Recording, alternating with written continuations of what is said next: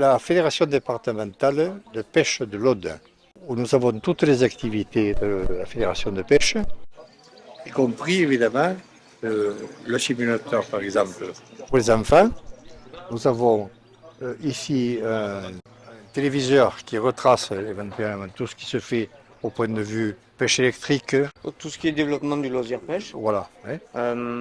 Ensuite, Et ensuite tout ce qui est lié aux promotions, à la promotion pêche et aux animations, puisqu'on a un de nos animateurs là-bas et une partie du conseil d'administration qui est présent aujourd'hui sur le stand. La fédération de pêche, c'est qui? C'est combien?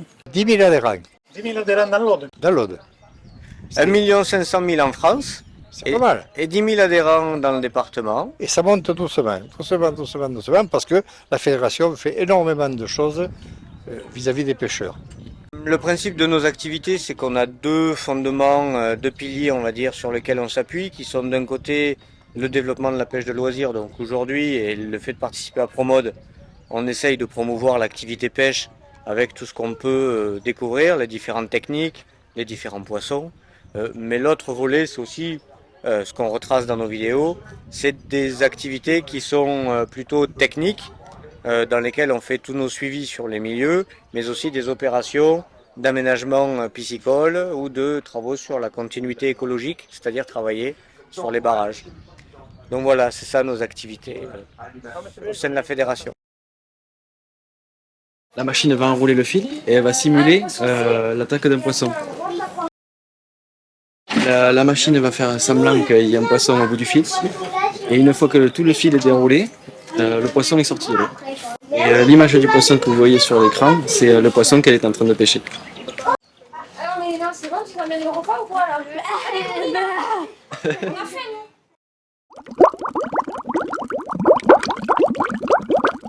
Alors, je m'appelle Adrien Milesi. Dans le premier aquarium, nous avons deux perches soleil. Alors, la perche soleil, c'est une espèce qui est dite exotique envahissante. Donc, c'est un poisson qui est originaire d'Amérique du Nord, qui a été importé en France, car les gens en fait s'en servaient comme poisson d'ornement dans les aquariums. Mais au bout d'un moment, ces gens-là se sont lassés de les avoir en aquarium et ils les ont relâchés un peu partout sur le territoire. Et maintenant, on en trouve dans pas mal de cours d'eau et de plans d'eau. Donc c'est une espèce qui exerce une forte pression sur les alevins et les œufs de poisson notamment, et qui peut être à l'origine d'une baisse de population de poissons autochtones, donc français. Après, dans le deuxième aquarium, nous avons une écrevisse américaine. Donc l'écrevisse américaine, elle a été introduite en France donc pour la consommation, sauf que malheureusement, elle a pris le pas sur notre écrevisse française, l'écrevisse à pattes blanches, à tel point qu'aujourd'hui, l'écrevisse à pattes blanches, elle est très rare et qu'on retrouve quasiment plus que de l'américaine. Alors en plus de faire une concurrence au niveau alimentaire à l'écrevisse française, les écrevisses américaines, elles transmettent une maladie qui est appelée la peste de l'écrevisse. Et elle provoque des dégâts aux cultures de riz notamment et aux berges car elle creuse des terriers dans les berges. À côté nous avons le poisson-chat. Alors le poisson-chat il nous vient d'Amérique du Nord lui aussi. Donc il est arrivé en France à l'origine car il était maintenu dans les bassins du Muséum d'Histoire Naturelle de Paris. Il a réussi à s'y échapper, il a colonisé la Seine et maintenant on le retrouve partout en France. Et particulièrement dans le canal du Midi où il est très présent. Donc c'est un poisson qui est très robuste, qui est capable de survivre dans une eau qui est très polluée, très chaude et avec peu d'oxygène, là où beaucoup de poissons français périraient. Et le poisson-chat, il va aussi exercer, comme la perche soleil, une forte pression sur les œufs de poisson et sur les alevins. Et donc là, nous avons le Pseudorasbora. Alors le Pseudorasbora, c'est un petit poisson qui nous vient d'Asie de l'Est, donc du Japon, de la Chine et de la Corée.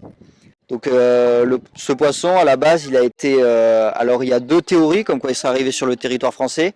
La première, c'est qu'il serait arrivé comme poisson de fourrage, donc pour nourrir des espèces carnassières, pour faire des bancs là où les poissons là où les poissons de proie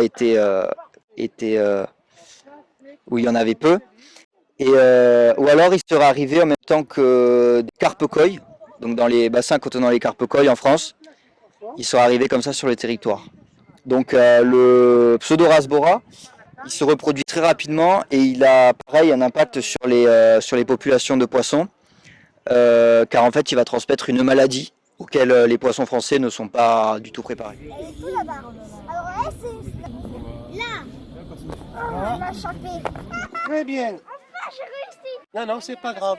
Voilà. Lève la canne. Hein? Poisson blanc. Non, qu'est-ce que c'est? Regarde. Qu'est-ce que ça peut être? Regarde. Une truite. Une truite. Voilà, c'est très bien.